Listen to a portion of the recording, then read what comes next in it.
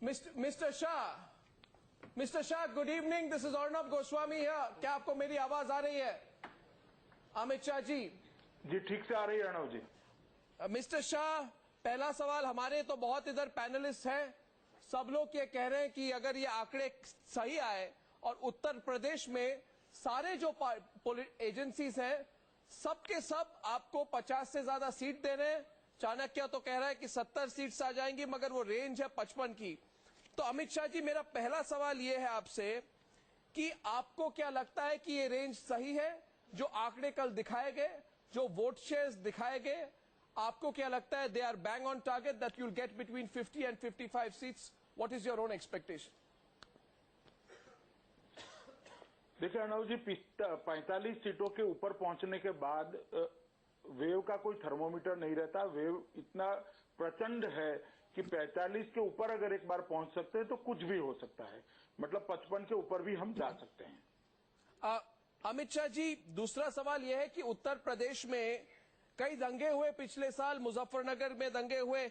अब election commission ने आप पर भी कहा कि आपने कंट्रोवर्शियल स्पीचेस दी मुजफ्फरनगर में, शामली में। टिकट्स भी दिए गए लीडर्स को जिन्होंने लोगों ने कहा कि वो उन्होंने इन्फ्लेमेटरी स्पीचेस दी थी जाट महापंचायत में।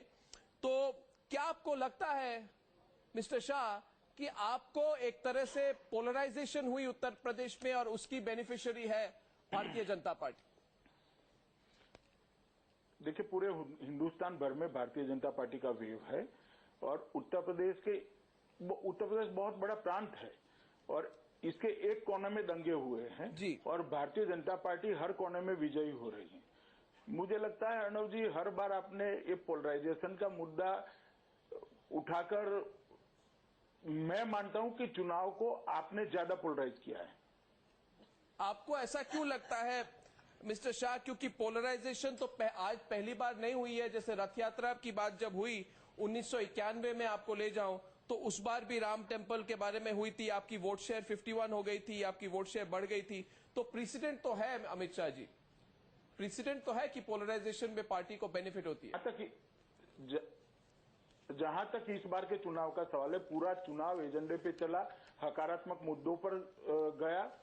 जब कभी भी कहीं से कोई आरोप हुआ तभी हमने उसका जवाब देने का ट्राई किया है और इसके कारण शायद अंतिम थोड़ा शेप आप कह सकते हैं कि अलग प्रकार का हुआ, मगर 8 चरण का चुनाव कुल मिलाकर एजेंडे पे चला है। जी mister Shah, we have a lot of experts here, panelists here, senior journalists here.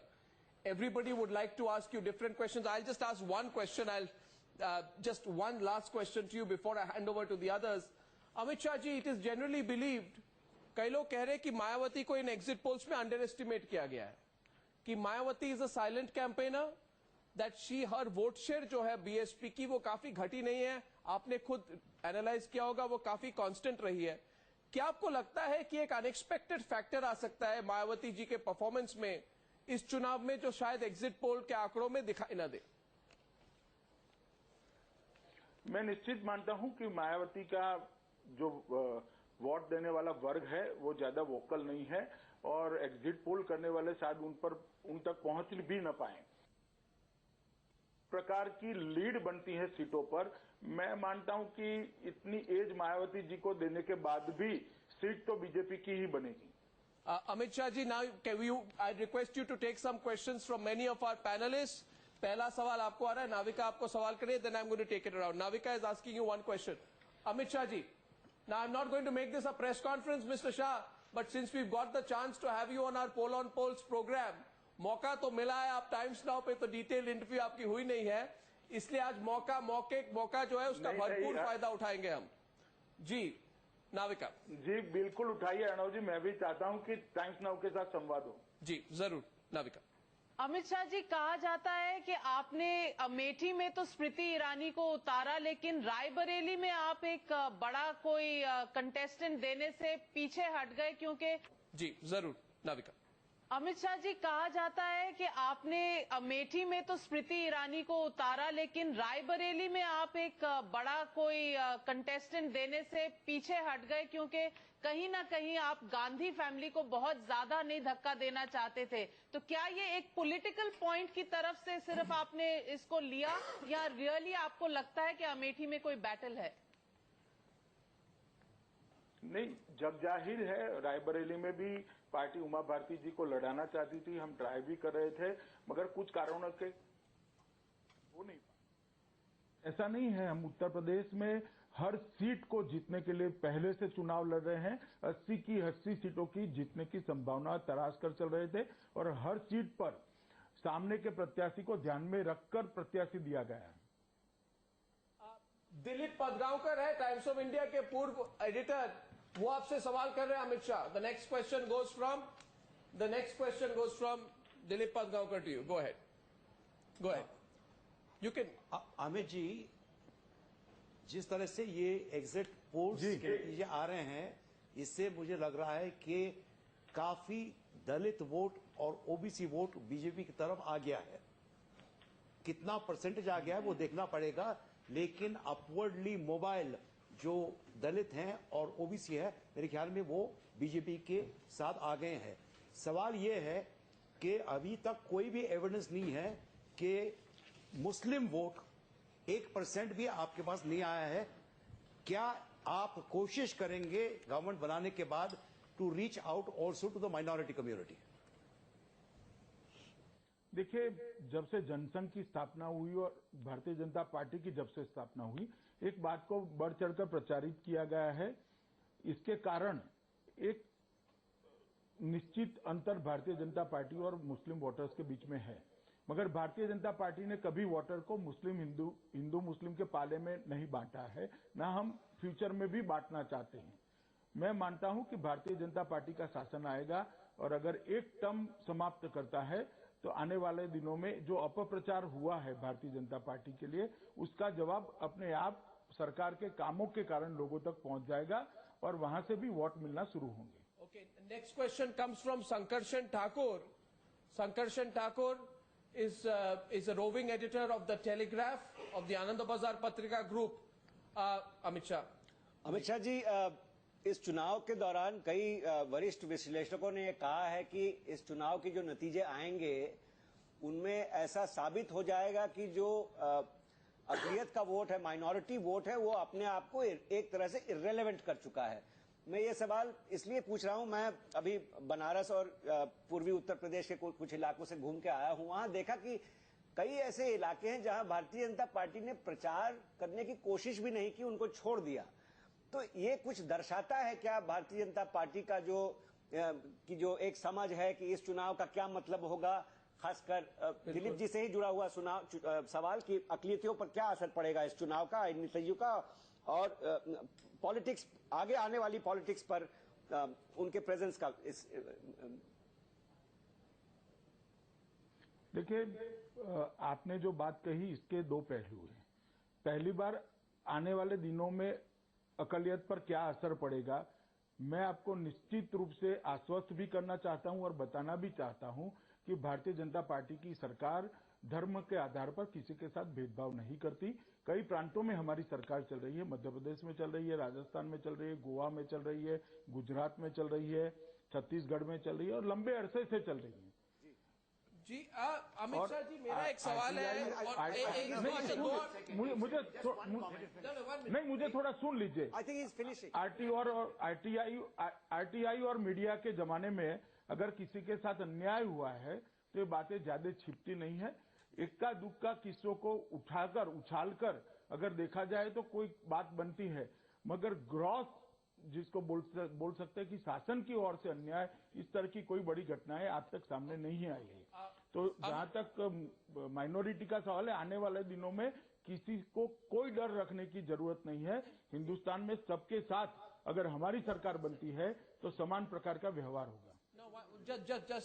Amit ji, मैं सिर्फ आपके तरफ से एक बात कहना चाहता हूं। मैं सुनील अलग हूं। One second, I just want to. Why are you speaking on his behalf? I will tell you because he is not saying. in Gujarat जब 212 में इलेक्शन हुआ था, जितने सवाल यहाँ पे पूछे जा रहे थे वही सवाल पूछे गए थे और जब भी मैं गुजरात में घूम रहा था, जितने लोग गुजरात के बाहर से क्रिटिसाइज करते हैं, 1 second, I want to say this because you must go and speak to the Muslims. That's all right. You are endorsing what he's saying. That's fine. Now we are asking questions here. Go and speak to the Muslims. No, we are asking questions here. You can always silence everyone who says anything in favor of BJP. I'm not saying anything. There's no point here. I mean, I am telling you for one thing that look, go to Gujarat and see how many Muslims vote for Mr. Modi. You won't ask these questions. But Sunil Everything is outside Gujarat. No, Sunil Alag, I'm sorry. You can carry on. But even Amit Shah knows that I happen to be a journalist, and Amit Shah expects that when he comes on Times Now, he will be asked the questions. Now, I don't think, Amit Shah, do you expect that when you are on Times Now, you won't be asked the questions? We will ask you the questions. But also the facts can come across not just from Amit Shah, but from other people also. Let Amit Shah speak for himself. Sure. My question here is, I think linked to a previous question of Sankarshan Thakur, जो अगला सवाल आपको आ रहा है वो अजय बोस है, very senior journalist. He is asking you a question, right? Ajay Bose to Amit Shah. Go ahead.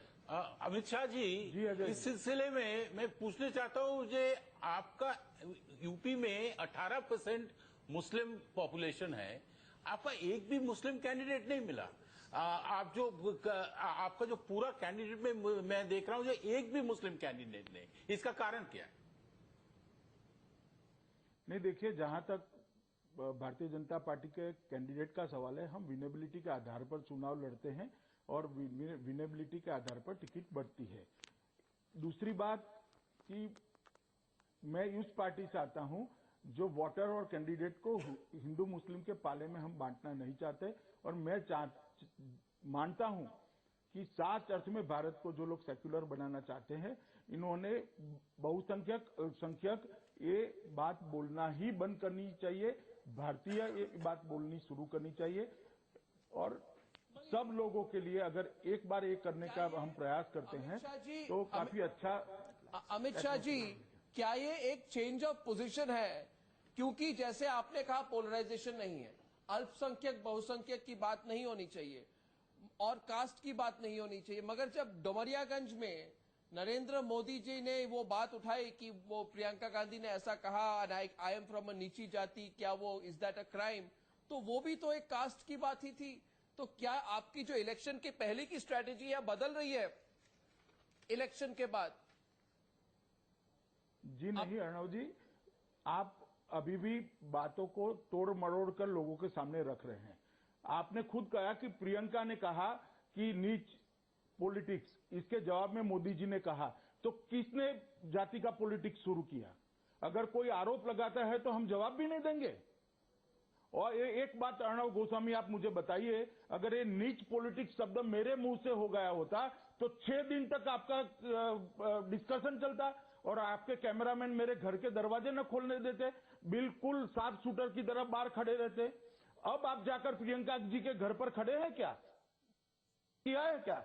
ठीक है, एक डिस्कशन किया अर्णव जी, मगर इतने ऑफेंसिव आप नहीं होते। कहीं ना कहीं आप लोगों के मन में भी फर्स्ट फैमिली के लिए सॉफ्ट कॉर्नर पड़ा है, थोड़ा खौफ भी पड़ा है। अमित शाह जी, ना एक मिनट अमित शाह जी, देखिए ऐसा है कि जो पिछले 2009 से लेकर अब 2014 आ गई, अब पिछले 5 सालों में आप अगर देख के खुद अपनी तरफ से आप आंकड़े लगा लें तो आप देखेंगे कि जितनी न्यूज स्टोरीज, जितनी स्कैम्स, जितने प्रश्न टाइम्स नाउ ने कांग्रेस यूपीए से सवाल किए हैं, जितनी ऑनेस्ट जर्नलिज्म की है, मैं भी आपको सब मिलाकर आपको दे दूंगा, फिर आप देख लीजिए कि आपने जो ये बात कही वो सही है कि नहीं है। मगर मैं उस पर अभी देखिए ज्यादा तर्क वितर्क नहीं करना चाहता, मगर और सवाल आ रहे हैं आपके पास अमित शाह जी।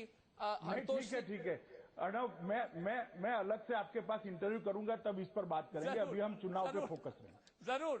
Zarur. So then that means that after Narendra Modi, I can expect that Amit Shah will also come on. Frankly speaking, I will send you a formal letter very soon. Amit Shah जी, हरतोष सिंह बाल है वो राजनीतिक, मैं जरूर आपके निमंत्रण का स्वीकार करूंगा। जरूर। अमित शाह जी, हरतोष सिंह बाल है, he is the political editor of Caravan. He is asking you the next question, please. Amit Shah ji, if I understand you correctly, आप ये कह रहे हैं कि अल्पसंख्यकों की जो their sense of alienation or difference from the mainstream or their apprehensions of the BJP, आप उसको address करेंगे by not recognizing them as minorities? No. That is my question. Is that the viewpoint? Let him answer. नहीं, मैं थोड़ा explain कर दूं, आप मुझे सुन लीजिए। गरीब के लिए कोई योजना बनती है तो गरीब हिंदू के लिए भी बनेगी, गरीब अल्पसंख्यक के लिए भी बनेगी, गरीब सिख के लिए भी बनेगी, गरीब ईसाई के लिए भी बनेगी। अगर पिछड़े की कोई योजना बनती है तो पिछड़े अल्पसंख्यक के लिए भी बनेगी, बहुसंख्यक के लिए बनेगी। इसमें अल्पसंख्यक बहुसंख्यक का सवाल ही नहीं आता, न आना चाहिए। अच्छा, वो एक और सवाल है। But that does not address जो अमित शाह जी सवाल मैं पूछ रहा हूं, एलियनेशन और इनसिक्योरिटी आप इकोनॉमिक टर्म्स में कैसे एड्रेस करें? देखिए, मैं कहता हूं हमारी सरकार अगर बनती है तो सबके साथ समान व्यवहार हर क्षेत्र के अंदर होगा, हर क्षेत्र के अंदर। अब जब सबके साथ समान व्यवहार का मैं शब्द प्रयोग करता हूं तब उसके अंदर सब आ जाते हैं। I'll take one more question. Navika is asking one quick question. Nirja Chaudhary has also got a question after Navika. Yes, Navika, quickly, and then we'll take two Amit Shah जी, मैं एक रिपोर्टर हूं तो इसलिए रिपोर्टर की तरह आपसे सवाल पूछूंगी। अगर 50 सीट से ऊपर आती है तो क्या ये अमित शाह का यूपी में सक्सेस होगा, और क्या इसके बाद हम देखेंगे कि अमित शाह मोदी की सरकार का एक हिस्सा होंगे, कि आप पार्टी और संगठन में ही रहेंगे? देखिए, उत्तर प्रदेश का परिणाम का सवाल है तो मैं आपको बता दूं नाविका जी, भारतीय जनता पार्टी निश्चित रूप से 50 से ऊपर सीटें जीतने जा रही है और हमारा वोट शेयर भी 39 से 41 के बीच में रहेगा। और मैं आने वाले दिनों में क्या काम करूंगा वो मेरी पार्टी तय करेगी। फिलहाल मैं भारतीय जनता पार्टी का राष्ट्रीय महासचिव हूं और संगठन का Since you are an experienced reporter and there's an experienced politician, I don't think if you ask Amit Shah 100 times what his role will be, he will say. Yesterday I saw an interview of the finance minister of South Africa who's just been through that election, and he was asked that question. I think it was by Richard Quest 4 or 5 times, and he said the same thing. He said, my president is going to decide. Well, one last question we'll take. Nirja Chaudhary hai. Aakhri sawal, Amit Shah. Right? It's coming from Nirja Chaudhary to you. Amit Shah जी, मेरा सवाल तो बहुत सादा है कि आप अपनी सफलता का गुर क्या मान रहे हैं? देखिए, जहां तक मेरी सफलता का सवाल है, सफलता मेरी नहीं है, उत्तर प्रदेश भारतीय जनता पार्टी के लाखों कार्यकर्ताओं की सफलता है। और सफलता का मूल मंत्र यह है कि वार्ड लेवल के कार्यकर्ता से लेकर वरिष्ठतम कार्यकर्ताओं ने एक ही प्रकार की योजना के आधार पर काम किया और सबको जो रोल आवंटित किया गया है इसके हिसाब से ही काम किया। पूरे साइंटिफिक तरीके से हमारा चुनाव प्रचार चला। हर गांव में हम गए, हर गांव में हमारे नेता की बात रखी, हमारी पार्टी की बात रखी, हमारे विचार की बात रखी और लोगों को जोड़ने का हम प्रयास किया। इसके कारण अगर सफलता मिलती है तो मिलेगी। और देश भर में जो मोदी के लिए और भारतीय जनता पार्टी के प्रति लहर है, इसका फायदा भी उत्तर प्रदेश में बड़ी मात्रा में हमें मिला है। So Amit Shah, I'd like to thank you. As per the exit polls, getting anywhere between 46 and 54 seats, perhaps in excess of 50. Thank you very much, and we'll talk after the 16th, Mr. Amit Shah. 16 तारीख को आपकी पहली interview हम चाहते हैं Times Now पे हो. Thank you very much, Amit Shah, for joining me. Thank you very much indeed. Let's go into a very quick break. He's the man of the moment. If he gets those numbers, if he gets those numbers, one can be sure he gets a very big role. And many people feel that Narendra Modi would want to have him in the PMO. Let's see where things go. He's an extraordinarily impressive guy. Extraordinarily impressive in terms of his plan. if you noticed, when he was asked that what is this thing, he didn't mention Modi in his first breath. He talked about the workers of UP and this, that, and the other. Yeah. He's a very solid guy. Okay, we take a quick break. When we come back, we're going to look at the big state of West Bengal and why the Trinamool Congress is very upset with the Sunil Alak. Why the Trinamool Congress is very upset with the ORG India poll and why it believes that it could get excess of 30. Derek O'Brien joins the panel in a few minutes.